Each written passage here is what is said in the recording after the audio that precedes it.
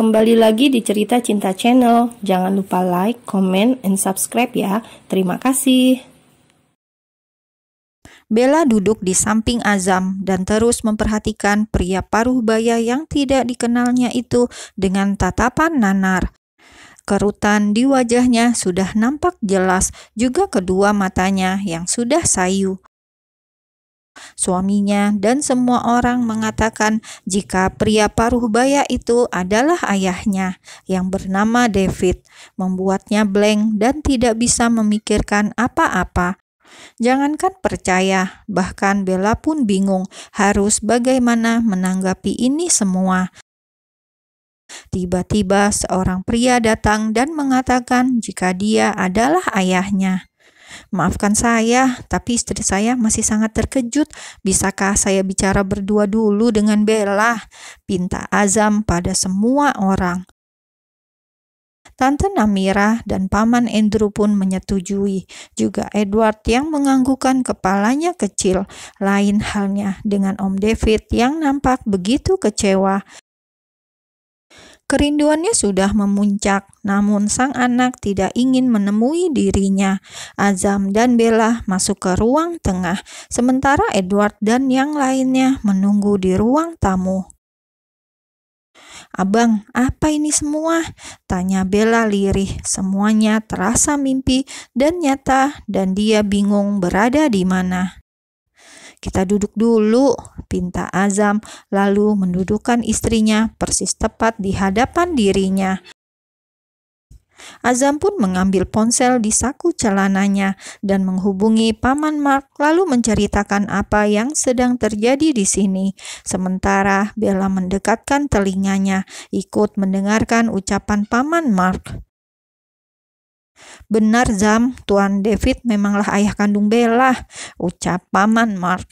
Dek, seketika jantung Bella kembali terasa berhenti berdetak. Nyeri yang tiba-tiba datang kemudian hilang. Paman Mark pun menceritakan semua yang terjadi, persis seperti apa yang diceritakan oleh Tante Namira. Tidak sampai di sana, Paman Mark pun mengatakan kepada Bella bahwa sebaiknya Bella memaafkan Tuan David. Di antara Bella dan David, Davidlah yang paling menderita. Apalagi belum lama ini ibu Bella dan istri Tuan David itu meninggal, Nyonya Diana. Air mata Bella mengalir. Belum putus panggilannya pada Paman Mark, ia langsung berlari menuju ruang tamu.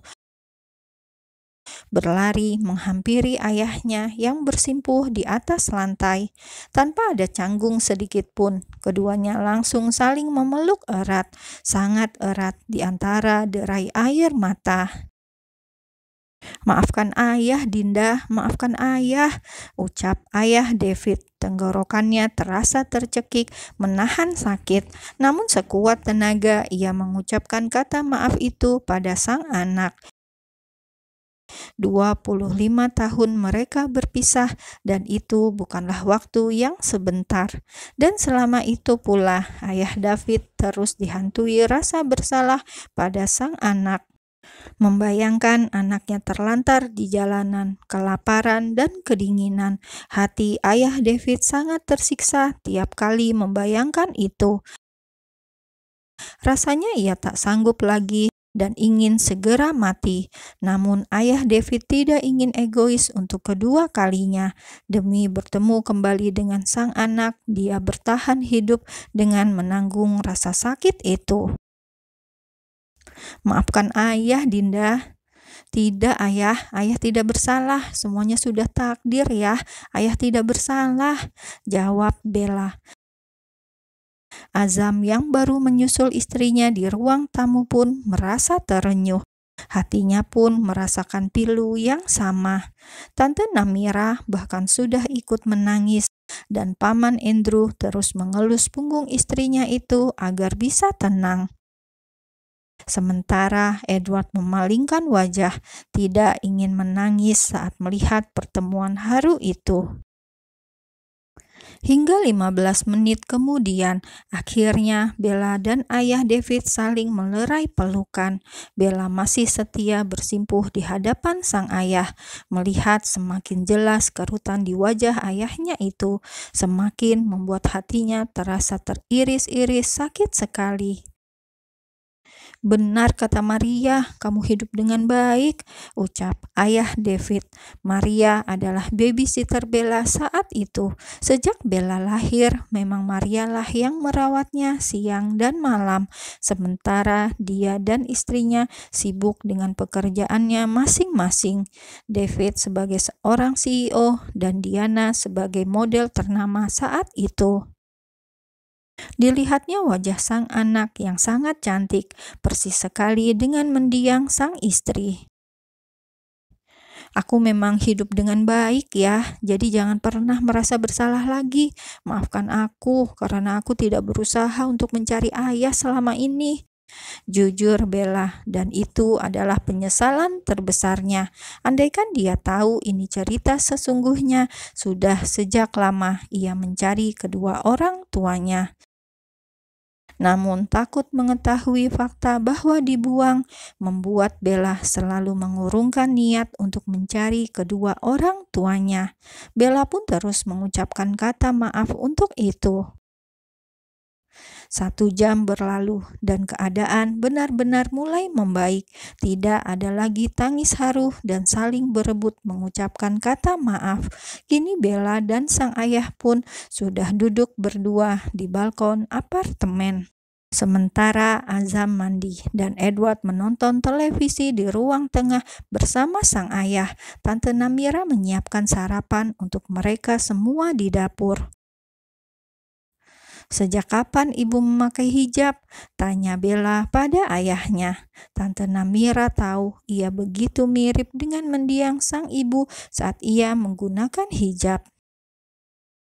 "Setelah kamu menghilang, ibu berhenti dari pekerjaannya dan langsung menggunakan hijab," jawab ayah David. Ia terus menggenggam tangan Bella agar yakin jika ini semua nyata dan bukannya mimpi. "Jadi ayahmu selama ini adalah Tuan Agra Malik?" Kini giliran ayah David yang bertanya, dan Bella menganggukkan kepalanya sebagai jawaban. Tentang keluarga Malik, David pun pernah mendengarnya, meski tidak mengenal dengan baik. Bella lantas langsung menceritakan tentang semua keluarganya di sini, mulai dari Papa Agra, Mama Sarah, adiknya Alessa, mendiang Nenek Zahra, Ayah Adam, dan Ibu Haura, Acil Luna, dan Amang Yuda, semua sepupunya, dan keluarga besar Malik yang lain. Bella juga mengatakan jika ia diterima sangat baik di dalam keluarga ini, namun tetap saja tidak bisa melengkapi sudut hatinya yang terasa kosong. Kerinduannya kepada kedua orang tua kandung tetap Bella rasa, meski mulutnya selalu berkata tidak. Selesai sang anak bercerita, David kembali merangkul pundak Bella, mendekapnya erat, membuat seolah kini tidak ada lagi jarak di antara mereka. Mulai kini mereka tidak akan terpisah lagi, selamanya akan selalu bersama.